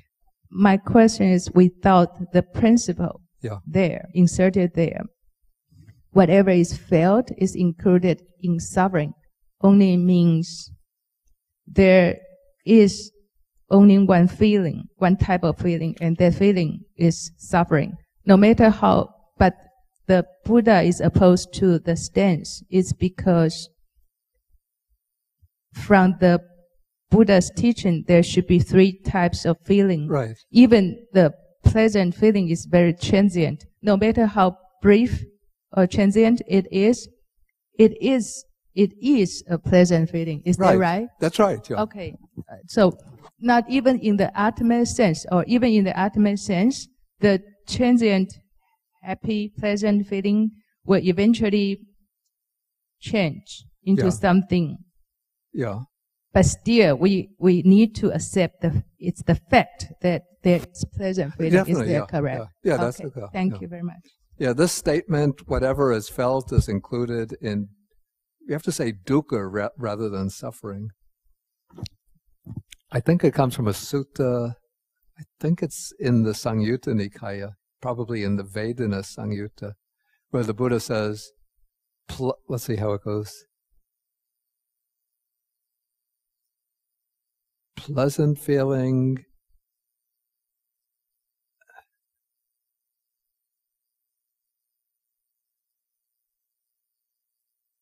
gee, my memory is a little cloudy. Pleasant feeling is dukkha because it's impermanent. Painful feeling is dukkha because it is painful, like a dart. And then the neither pleasant nor painful feeling is dukkha because it usually conditions more ignorance. Something like that.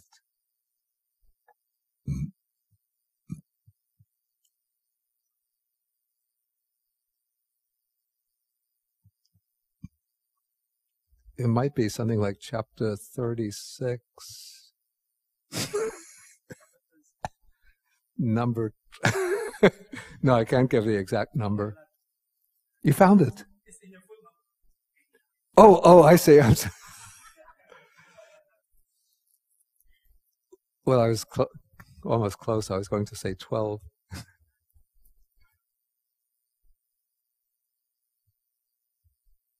Okay, any further? Okay, Jen? Regarding to the same question on this, yeah. Whatever is felt is included in sufferings. The same paragraph 6, as Bohui asked. Bande, does this related to someone that still has the 5 aggregates? Does it related to what? To the same paragraph that Bohui just asked. Whatever is felt, like feeling it's an.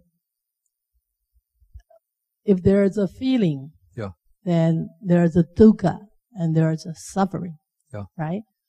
Does this only apply to the ordinary person like us, but not to whoever achieved the enlightenment? I see. Whoever achieved the enlightenment, they may only have 1 aggregate, like the body.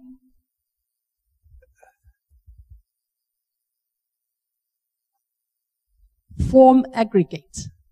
Somebody who's enlightened only has the form aggregate? No, is that the form aggregates and all the 5 aggregates. But they become enlightened. Yeah. And so before they die, they still have 4 aggregates. 5 aggregates. Yeah, all 5, But each of 5, they function differently, right? They would not accumulate it with the ignorance, the wrong view, so on and so on. So when it goes to the feeling aggregates, will they stop there but not produced perception, volitional, and consciousness? Oh, no. They will continue. They'll have perceptions, they'll have volitions, because they intend to do things. I mean, when the Buddha, he's living at Savatthi, he says, let's go to Rajagaha. That's a volition, intention. And they have certainly consciousness. They have to be aware of what's going on around them. But do they still consider as having a dukkha? What I would say is that first, they still experience bodily painful feeling, but they don't have the mental suffering that builds up on the bodily painful feeling. They don't have grief or misery if they get sick and are feeling pain. They don't have worry or concern about painful feeling. So in that way, they're free from the mental suffering that builds up on painful bodily feeling, but they're still subject to the bodily painful feelings. So the bodily painful feelings does not produce dukkha, unsatisfactory. There are multiple meanings of the word dukkha. okay, the painful bodily feeling doesn't produce any mental dukkha, but they'll still regard the five aggregates as being dukkha because, there's a lot of trouble with the maintenance of the five aggregates. They do fall ill.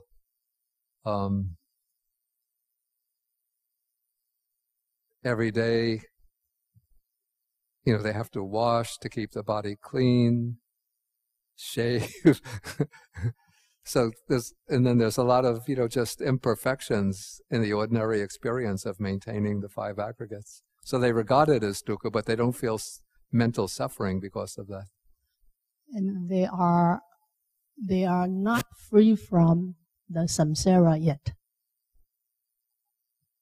It depends on how you phrase it. You could say that they're free from samsara in the sense that they don't have any bondage to it anymore. But they still live out their normal lifespan to the rest of their lifespan. So if he becomes, the Buddha achieves enlightenment at the age of 35, then he goes on to live 35 plus 45, another 45 years till he passes away. So he still has a 45-year lifespan.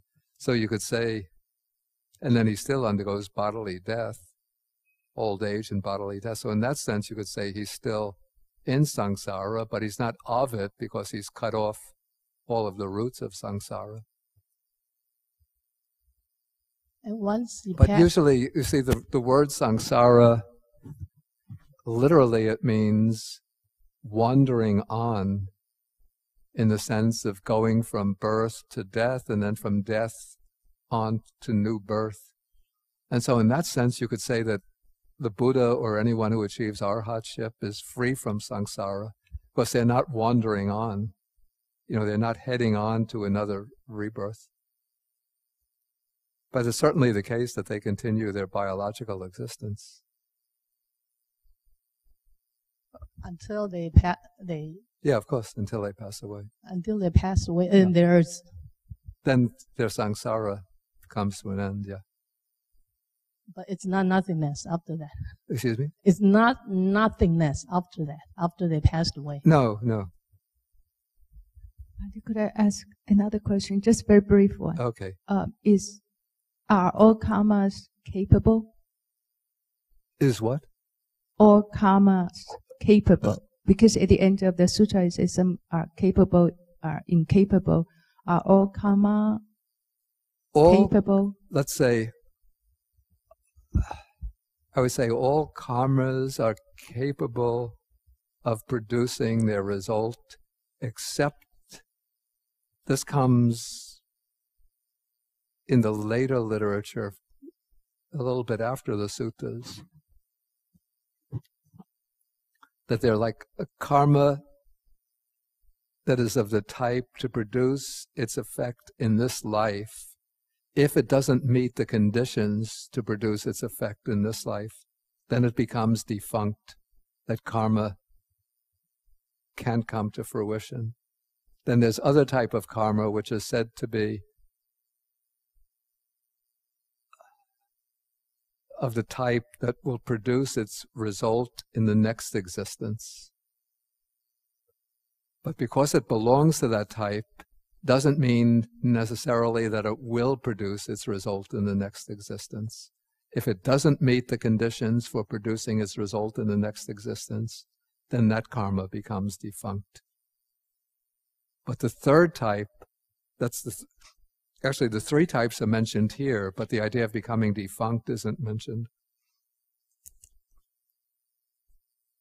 The third type is the karma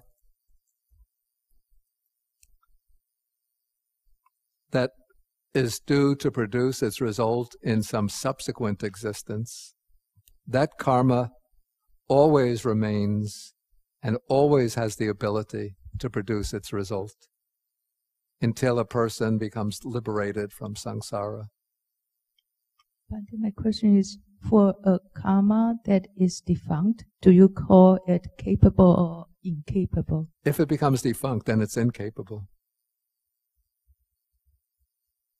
Okay, we have two more. Okay, two more, then we'll stop. I have a question regarding to karma based on what the way I interpret based on what you talk about capable and incapable.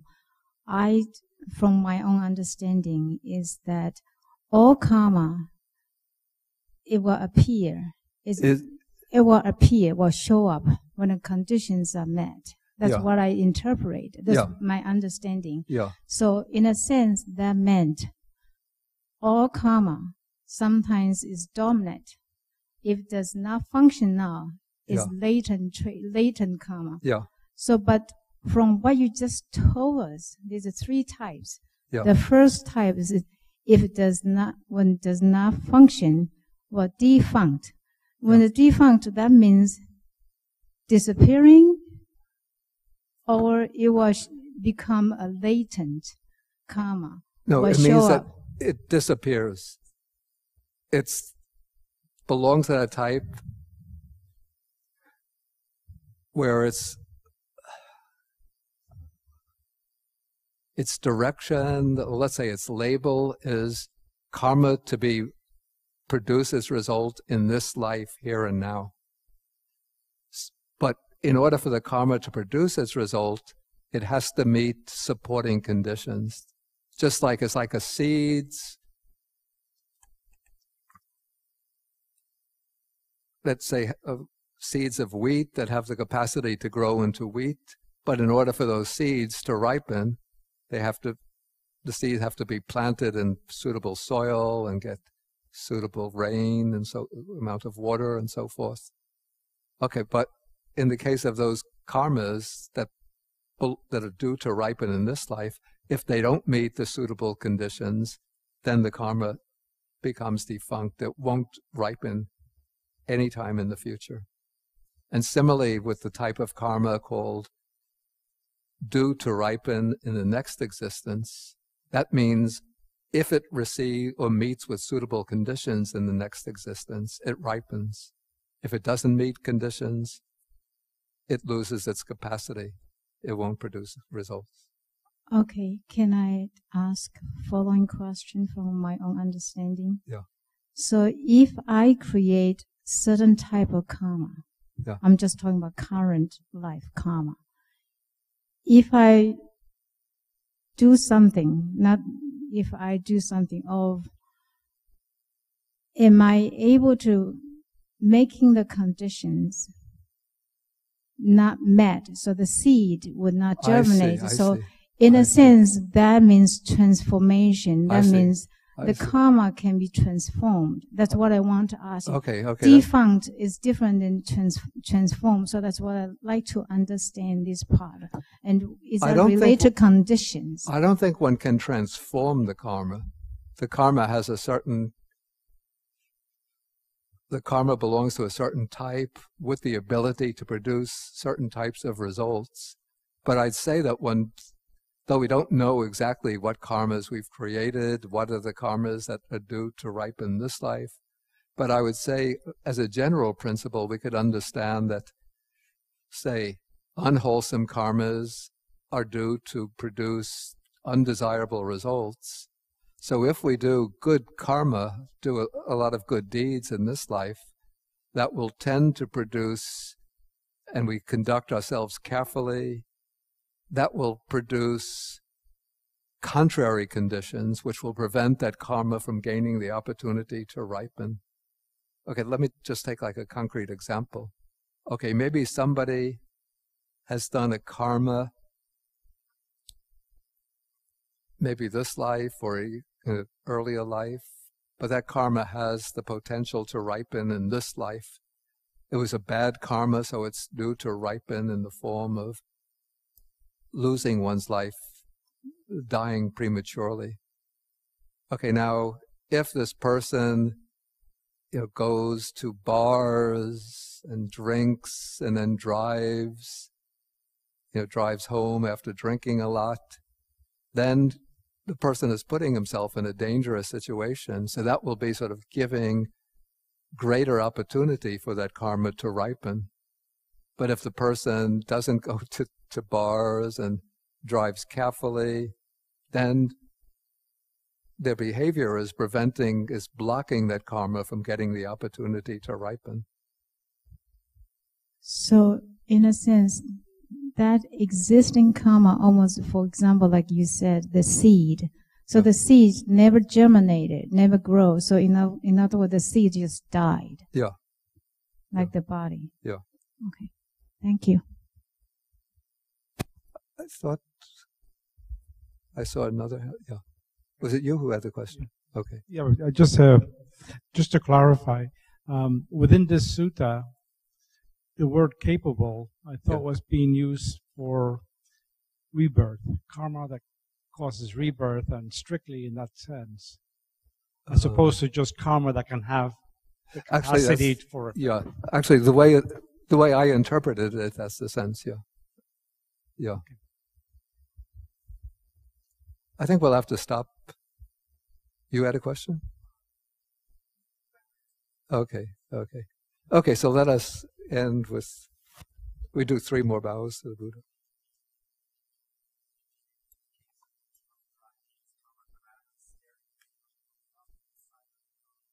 No, of course, the karma doesn't do that. It's just that the karma gets the opportunity.